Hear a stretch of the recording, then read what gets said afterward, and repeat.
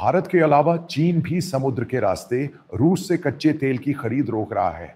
यही मैंने पहले भी कहा था। इस अंतर्राष्ट्रीय दबाव, खासकर अमेरिकी और यूरोपीय देशों के दबाव के कारण आर्थिक रूप से तेजी से बढ़ रहा देश टिक नहीं पा रहा है। या फिर चीन भारत से 5-6 बड़ी अर्थव्यवस्था है। चीन दशकों से रूस से कच्चा तेल खरीदता आ रहा है, फिर उन्हें अमेरिकी और यूरोपीय प्रतिबंधों का डर क्यों है? चीन क्या रोकने वाला है? लेकिन आपको चीन के बारे में समझना चाहिए।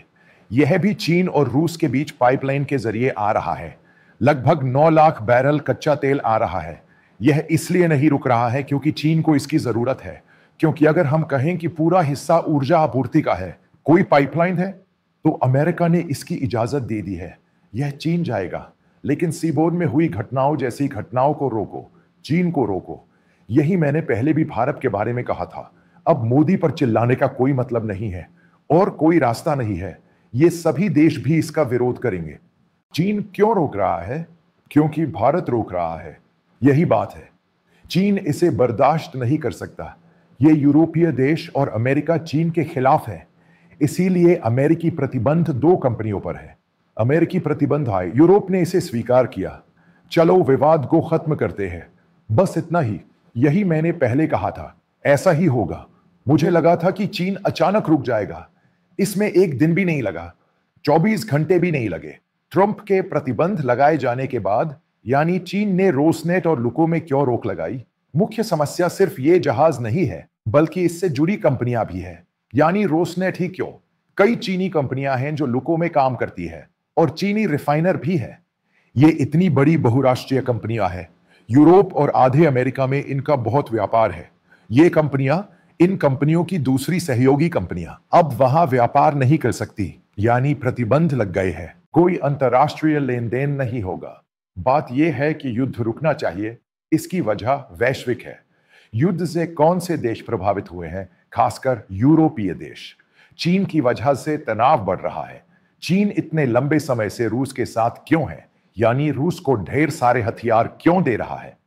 इसका इस युद्ध से कोई लेना देना नहीं है। पहले यह एक ऐसा देश था जो रूस को ढेर सारे ड्रोन दे रहा था। रूस का सबसे बड़ा गठबंधन भारत से ज्यादा चीन के करीब है। चीन की रूस और चीन के साथ सबसे ज्यादा नजदीकी है। यह भारत के साथ नहीं है, लेकिन उसके बाद यह भारत के करीब है। तो अगर चीन ऐसा फैसला लेना चाहता है तो इसके पीछे क्या वजह है? वजह बहुत सीधी है। जो चीन पर राज करते हैं, भारत पर राज करने वालों की तरह वे इन सभी देशों के दुश्मन नहीं हो सकते। यही बात है। अब यही मोदी का फैसला है। भारत धीरे धीरे इसमें कटौती कर रहा है। यह प्रतिबंध वास्तव में थोपा गया है। अगर इसे लागू किया जाता है तो चाहे रिलायंस हो या अडानी, यह भले ही एसआर हो, कई कंपनियां और रूस में इन कंपनियों के साथ व्यापार करने वाली सभी कंपनियां प्रभावित होंगी। पूरा अंतरराष्ट्रीय संचालन चरमरा जाएगा। इसलिए यह समझना जरूरी है कि ये वे भारतीय कंपनियां हैं जिन्हें रूस खरीद रहा है। चाहे रिलायंस हो या अडानी या कई अन्य कंपनियां, इन सभी ने अमेरिकी बाजार से पैसा उधार लिया है, जहां उन्होंने व्यापार करने के लिए पैसा उधार लिया है। अमेरिकी डॉलर आने के बाद यहां मुद्रास्फीति को नियंत्रित किया जा सकता है और भारतीय बैंकों को ऋण दिया जा सकता है। लेकिन गिरावट का कारण मुद्रास्फीति को कम करना है। इसी तरह भारतीय मुद्रा का मूल्य कम ना हो, इसीलिए वे डॉलर उधार ले रहे हैं। रिलायंस जियो मोबाइल फोन का इस्तेमाल करता है, उसे अमेरिकी मार्क जो कहा जाता है। इसकी तकनीक उसी ने दी है। यह बहुत बड़ी राशि है। आप जानते हैं कि आपने क्या लिया। यह एक बड़ी समस्या होगी। यह एक मामला और बारिश होगी। भारत में भारत की अर्थव्यवस्था, इसका गहरा असर होगा। इसका असर भारत के ऊर्जा क्षेत्र पर पड़ेगा। इसीलिए भारत सरकार ने शुरुआत में ही साफ साफ कह दिया था कि अगर हमारे पास रूसी तेल नहीं है तो हमारे पास 38 देश हैं, हम उनके साथ तेल सौदे कर सकते हैं।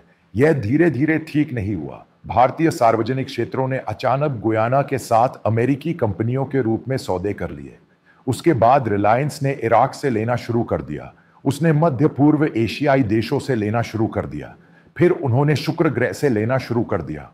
वह भी यही, यानी रूस को अलग थलग करना, क्योंकि उनका इरादा युद्ध रोकना या रूस को बर्बाद करना नहीं है। उनका इरादा किसी भी तरह युद्ध रोकना है, उस पर दबाव बनाना है, क्योंकि रूस को इससे बहुत बड़ी कमाई होती है। लेकिन अब यूरोपीय और अमेरिकी देश भी दिसंबर तक युद्ध रोकने में रुचि रखते हैं। अगर ये उनकी अर्थव्यवस्था है तो इसका हर चीज पर बहुत गहरा असर पड़ेगा। यही इसका सार है। भारत यह नहीं करेगा, वह यह नहीं करेगा, वह नहीं करेगा। ये सब ऐसा ही है। वह ट्रंप से डरता है। ये सब वही कहते हैं। क्या इसलिए कि शक्तिशाली देश में हर कोई डरता है? यूरोपीय देश और ट्रंप एक साथ है, अमेरिका एक साथ है, हर कोई देश भी डरे हुए है। यही बात है। ईरान में भी यही हुआ, क्योंकि उन्होंने ईरान का इतना विरोध नहीं किया, लेकिन अमेरिका तो बस इजराइल का मोहरा है। मैं उस खेल में नहीं पड़ रहा। मैं ये कह रहा हूं, मेरी मर्जी आपकी मर्जी। युद्ध बंद करो। ये कोई अहंकार का विषय नहीं है। भारत इसे डिस्काउंट रेट पर ले रहा था, चीन इसे ले रहा था क्योंकि यूरोपीय देश इसे नहीं खरीदते थे। रूसी कच्चे तेल इसे सीधे नहीं खरीद रहा था। आपको क्या पता, 2026 तक तुर्की और रूस समेत सभी यूरोपीय देश इसे खरीदना बंद कर देंगे। यानी रूस की स्थिति पर गंभीरता से विचार किया जाएगा, क्योंकि वे दूसरे विकल्पों पर विचार करेंगे। युद्ध रुकने के बाद उनका कच्चा तेल कौन खरीदेगा? फिर इसे कौन खरीदेगा? ऐसे कई सवाल हैं। अगर इसे पुराने डिस्काउंट पर लाकर बेचा गया तो वैश्विक बाजार प्रभावित होगा।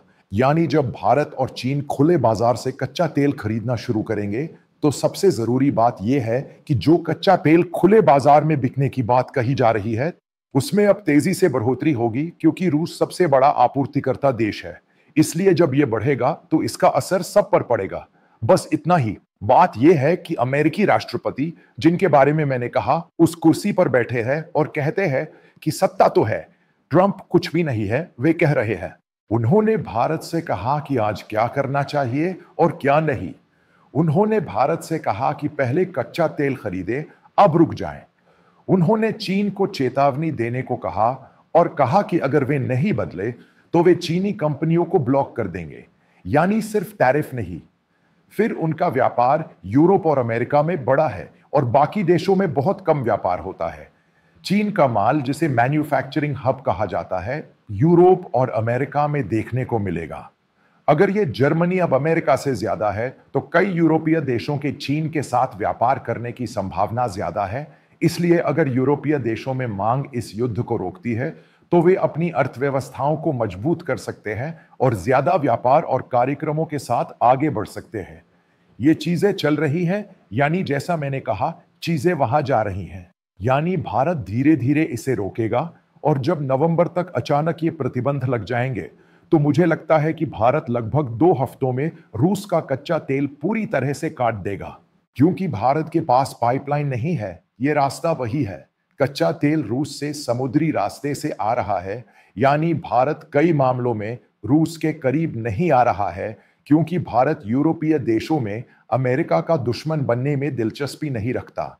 एक और बात समझने की जरूरत है। रूस और चीन जो ब्रिक्स मुद्रा लेकर आए थे, वो अब वहां जाकर यहां कूद पड़ी है। मैंने कहा कुछ नहीं होने वाला, क्योंकि भारत अमेरिकी समझौते से बंधा हुआ है। भारत डॉलर में व्यापार करता है। जब यहां लोग ब्रिक्स की बात करने लगे और ब्रिक्स मुद्रा कहने लगे, तब भी मुझे एहसास हुआ कि ऐसा नहीं होने वाला, क्योंकि चीन इस पर हावी होने वाला है। अब असल में कुछ बंदरों को इसकी समझ आ रही है। अंतरराष्ट्रीय व्यापार क्या है, अंतरराष्ट्रीय राजनीति क्या है और वैश्विक अर्थव्यवस्था में अमेरिका और यूरोप का क्या महत्व है। हमें वास्तव में व्यापार की जरूरत है। यूरोपीय संघ को चलाने वाले देश उनसे बच रहे हैं और अमेरिका उनसे बच रहा है। भारत के लिए खुद को संभालना कोई बड़ी बात नहीं है। यानी चीन इतनी बड़ी अर्थव्यवस्था नहीं बन सकता। भारत बाद में ही ऐसा कर पाएगा। यानी अगर जो कहा जा रहा है वो ट्रंप है, तो ट्रंप का डर ही डर है। कोई बदलाव नहीं है।